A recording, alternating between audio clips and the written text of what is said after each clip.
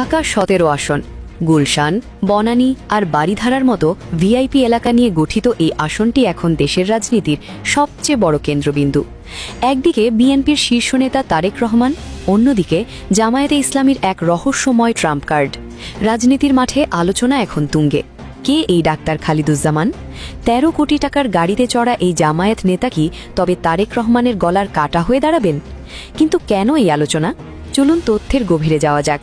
জামায়াতে ইসলামী বলতেই চোখের সামনে ভেসে ওঠে সাধারণ জীবনযাপনের ছবি, কিন্তু ঢাকা ১৭ আসনে জামায়াত এমন একজনকে বেছে নিয়েছে যার জীবনযাত্রা দেখে খোদ রাজনৈতিক বিশ্লেষকদেরও চোখ কপালে।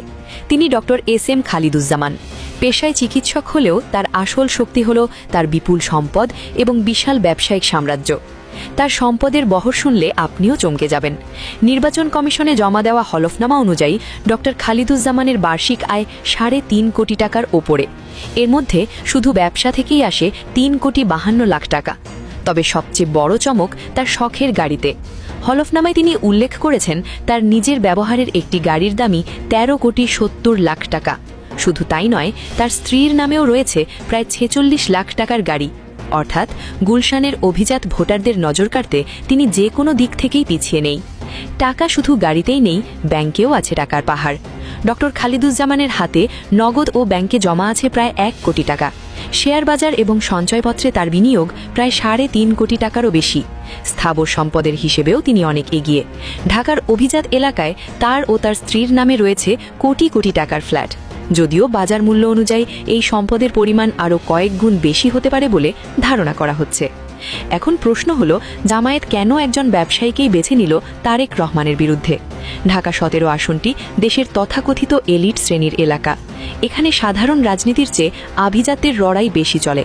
জামায়াত খুব সুকৌশলে একজন কর্পোরেট ইমেজধারী এবং আর্থিকভাবে প্রভাবশালী ব্যক্তিকে প্রার্থী করেছে।